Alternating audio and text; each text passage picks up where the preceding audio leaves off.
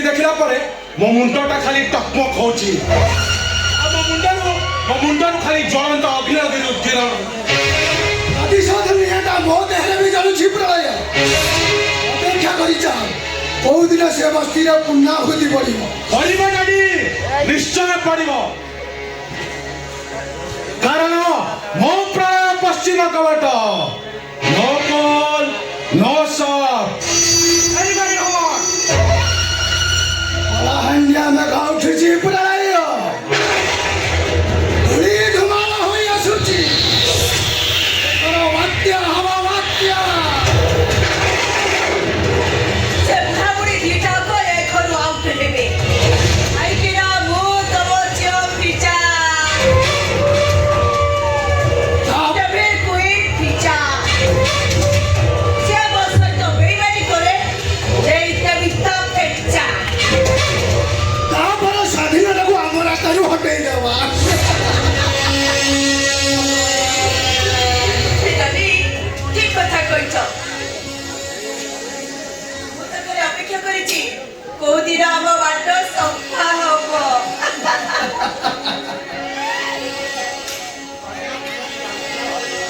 दादी जानिछ ना स्वाधीन को बेबी हाथ उठा रखिछि जे से समस्त पाखरे कहउछंती मो स्त्री पर स्त्री भाग्य रे मिले डैडी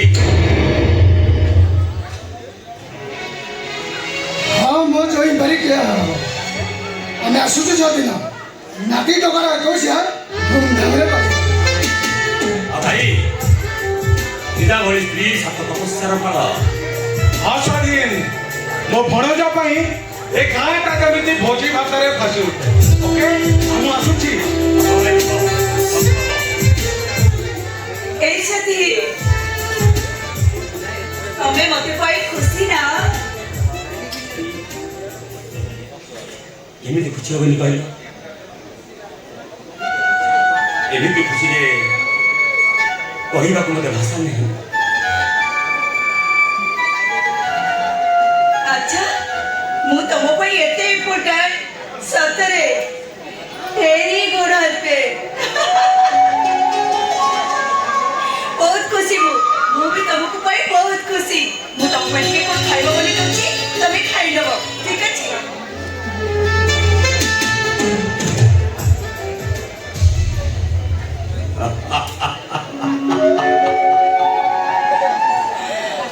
कस्तूरी मृगर नाभि आउ नारीर मन ताक हृदयटा को उपादान रे गढ़ा से निजे भी जानी न निद नारी आउ निशा एमाने परा मृत्युर सवारी रामायण रे स्वामी को पाई सीता 14 वर्ष वनवास जाइथिले हेले मु एमिति गोटे स्वामी जे मो स्त्री पाई मु वनवास ठारू आहुरी यंत्रणा भोग करूची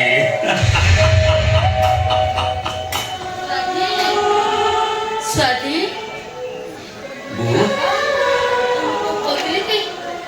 नाती टुकाटा कुआड़े गला कि ताको टिके धरिबा पाई मो मनटा जळ निकला होची ते जानिछु बहुत देवरे हाथ ओरे दबुनी ठीक अछि से काहे कि से छुआ पर तमर की अधिकार अछि कौन कहलु स्वाति तो पुओ पर हमर किछि अधिकार नहीं पुआ मो पुआ अरे तो पुओ पर मोर नाती नहीं अरे एमे सब कोन कोइ जाउछ आ केमिति कहिबी मो आ केमिति कहिबी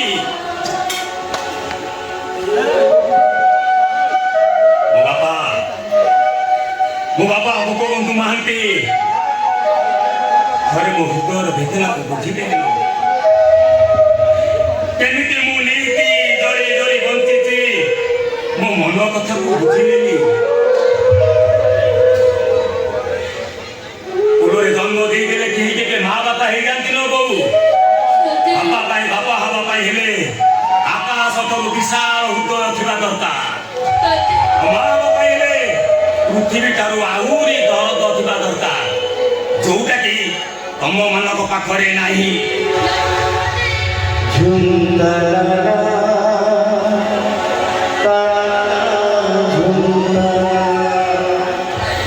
আরে কি কইলা নাই আরে মোরে পড়া তো কাটি পড়া সারা জীবন পাই তো মুন্ডরে ছাই পড়ে গেছে আরে তোর কি ছেলে মো ছাতিরে ছড়ে চলে যায় ଥାଉ ଶାନ୍ତି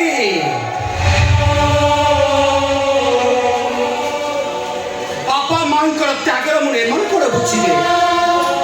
ଏମାନେ ଆଜି ବଡ଼ ହେଇଗଲେଣି, ଏମାନଙ୍କର ହାତ ମୁଣ୍ଡକୁ ପାଇଗଲାଣି।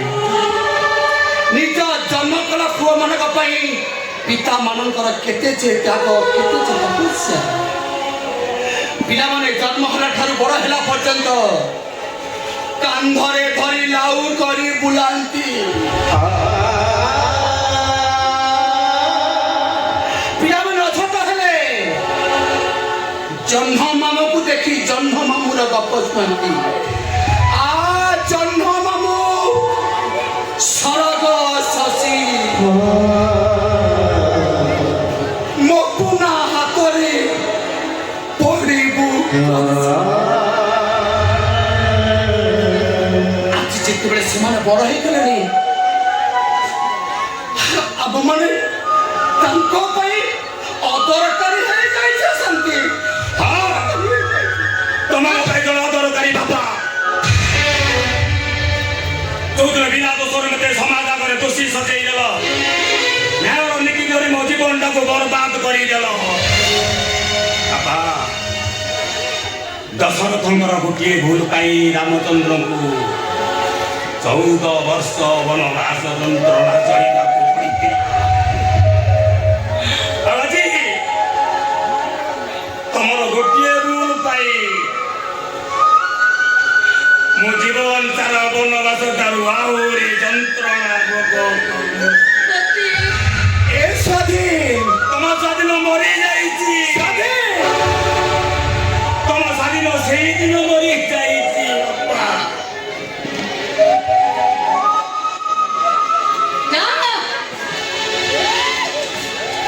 আমি আমମାନଙ୍କୁ ঢের যন্ত্রণা দেলনি তবে পরা বাবা তোমার পাই মো পুরা জীবন সারা কি বিচার দেখাউছ তবে এমিতি পক্ষপাত বিচার তবে ସବୁବେଳେ ଦେଇ ଚାଲିଛ ଦରକାର ନାହିଁ ତମର ସେ বিচার তুমি বিচার କରୁଛ ଗୋପବନ୍ଧୁ ମହାନ୍ତି ତମର ସେ ପକ୍ଷପାତ বিচার ଦରକାର ନାହିଁ ଆଜି ଏଇ ମୁହୂର୍ତ୍ତରେ ମୁଁ ଏ ଘର ଛାଡ଼ି ଚାଲିଯିବି ଆଜି ମୋ ପୁଅକୁ ନେଇ ମୁଁ କାଶୀ ବୃନ୍ଦାବନ ଚାଲିଯିବି କାଶୀ ବୃନ୍ଦାବନ ନୁହଁ ବରଂ ତମେ ବୃଦ୍ଧାଶ୍ରମ ଯିବ ବୃଦ୍ଧାଶ୍ରମ।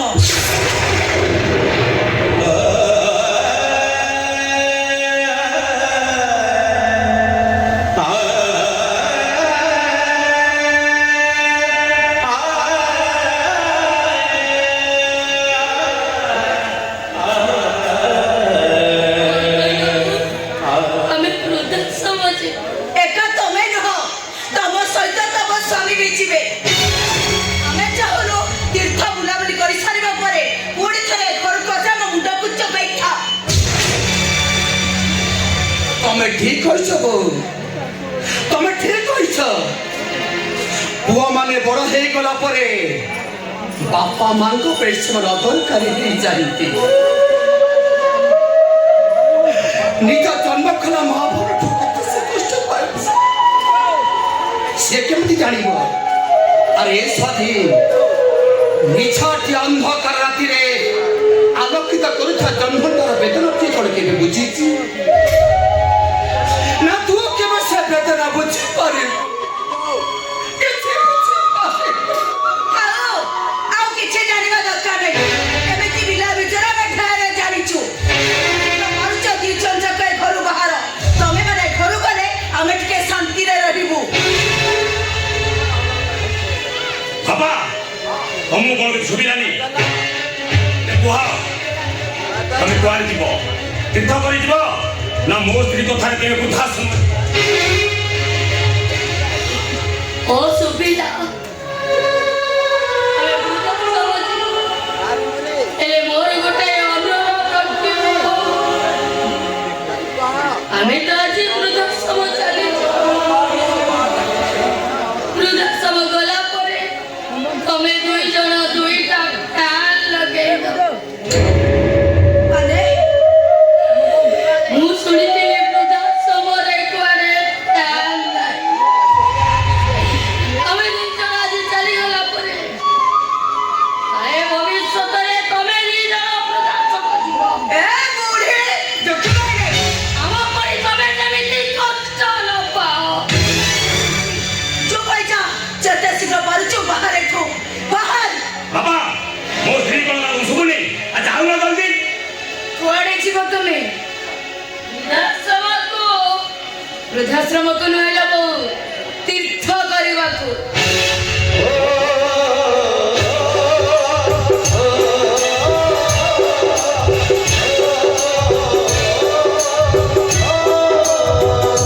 ଏ ଛତର ଖାଇ ପତର ଗୋଟେଇ ଏ ହରିଜନ ଘରର ବୋହୂ ଏ ଏରୁଣ୍ଡି ବନ୍ଧ ମାରିବା ପାଇଁ ତୋର ସାଙ୍ଗରେ ବାହାର ଏଠୁ ମୋ ଭାଉଜଙ୍କର ଗୋଟେ ଛୋଟ ପିଲା ହେଇଛି ତ ତାକୁ ଦେଖିବାକୁ ଆସିଥିଲି ତୋ ତଣ୍ଟି ମୋଡ଼ି ଦେବି ତା ଛଡ଼ା ଆଉ କଣଟା ଶିଖିଛ କି ତମେ ଆବେ ବାହାର କହୁଛି ଏଠୁ ବାହାର ଏଠୁ ମୁଁ ତ ଯିବି ମୋ ସାଙ୍ଗରେ ମୋ ବାପା ବୋଉଙ୍କୁ ନେଇକି ଯିବି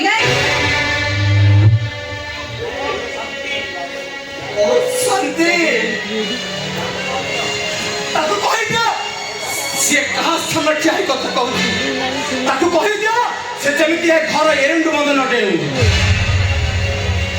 ବାପା କେତେ ଦିନ ପର୍ଯ୍ୟନ୍ତ ଏଇ ଲକ୍ଷ୍ମଣ ରେଖା ଟାଣି ତମେ ସମ୍ପର୍କକୁ ଅଲଗା କରୁଥିବ ମୁଁ ଜାଣିଛି ତ ତମେ ତ ନିଜେ କଷ୍ଟ ପାଉଛ ମତେ ବି କଷ୍ଟ ଦଉଛ ଯେତେ ଦିନ ପର୍ଯ୍ୟନ୍ତ ତୁମ ଆଗରେ ମରି ନଥିବୁ ତାହେଲେ ଠିକ ଅଛି ବାପା ମୁଁ ମରିଗଲେ ଯଦି ସବୁ ସମସ୍ୟାର ସମାଧାନ ହେଇଯିବ ତାହେଲେ ଆଜି ମୁଁ ଏ ଗାରକୁ ଲିଭେଇ ଦଉଛି ପାରିବ ଯଦି ତମେ ମୋ ତଣ୍ଟି ଯିବେ ମାରିଦବ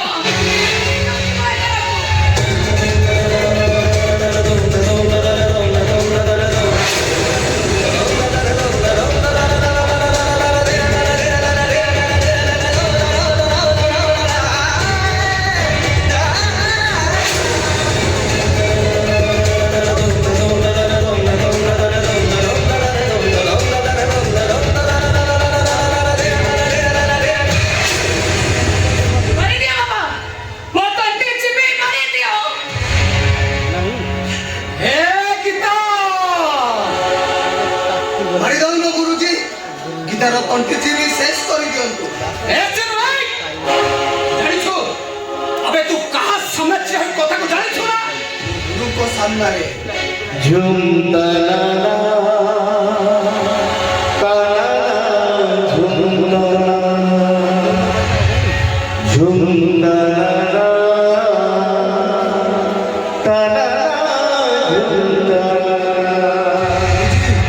थोड़े आपण मन पकैले जो गोपबंधु डांस को लोक माने पूजा करूथिले भक्ति करूथिले से गोपबंधु मालिकर विचारटा आज भूल हे गला केमिति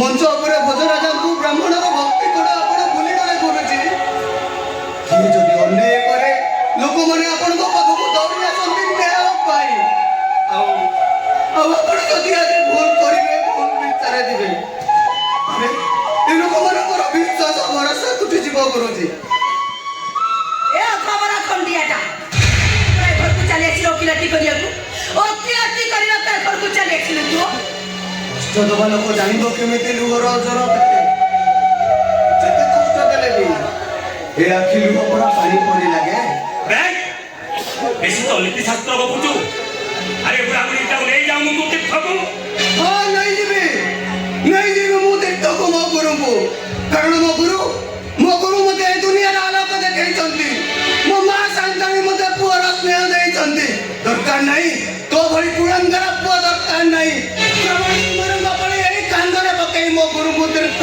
करिवा को नहीं जीवे बारे पुआ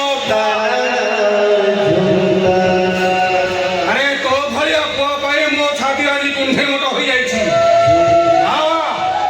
ଆରେ ଦେଖ ଦୁନିଆ ଗଲା, ବାପ ମା ମାନେ ପୁରା ହେଇଗଲେ, ତାଙ୍କ ପିଲାମାନେ ତାଙ୍କୁ ବୃଦ୍ଧାଶ୍ରମକୁ ପଠେଇ ଦିଅନ୍ତି।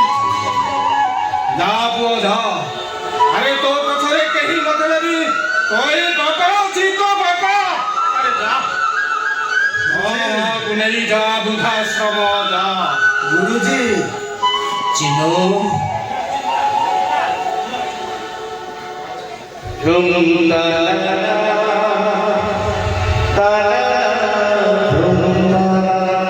ଝିନୁ, ଯାଅ ଏ ଦୁନିଆ ପାଇଁ ଗୋଟେ ନୂଆ ଇତିହାସ ସୃଷ୍ଟି କର। ସେ ବିଚାର ବନ୍ଦ କର। ଏବେ କୁହ ୟାର ବିଚାର କଣ ହବ? ଆଉ ଖିଆଲ କାହିଁକି ମାଷ୍ଟର ଗୋପବନ୍ଧୁ ମହାନ୍ତି? ବିଚାର କର, ତମେ ଚିନୁ ଗୋଛାଇତ ସାଥିରେ ତୀର୍ଥକୁ ଯିବ ନା ମୋ ସ୍ତ୍ରୀ କଥା ମାନି ବୃଦ୍ଧାଶ୍ରମ ଯିବ? ବିଚାର କର ମାଷ୍ଟର ଗୋପବନ୍ଧୁ ମହାନ୍ତି, ବିଚାର କର। ଆଦର୍ଶ ମାଷ୍ଟର ଗୋପବନ୍ଧୁ ମହାନ୍ତି, ଏ 5 ଖଣ୍ଡ ମୌଜାର ବିଚାର କର। ଆଜି ମୁଁ ଏଇ ବିଚାର ନେଉଛି ଯେ এই গোপবন্ধু দাস ଆଉ ତାଙ୍କ ସ୍ତ୍ରୀ ଶାନ୍ତି ଦେବୀ ଆଜିଠାରୁ ତାଙ୍କ ପୁଅ ବୋହୂଙ୍କ ଆଦେଶ ମାନି ସବୁଦିନ ପାଇଁ ଚାଲିଯିବେ ବୃଦ୍ଧାଶ୍ରମ।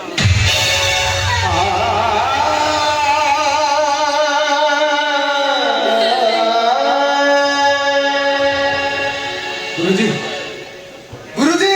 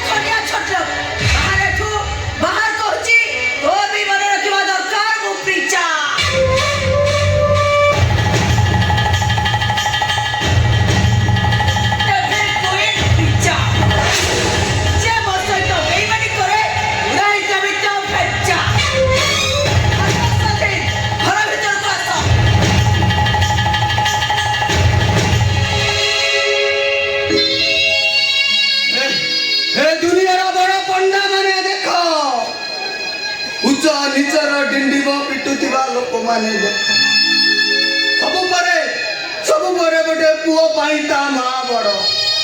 ମୁଁ ମା ସନ୍ତାନକୁ ନେଇଯିବି ସେଇ ଶେଷ ତୀର୍ଥ କାଶୀ ବୃନ୍ଦାବନ।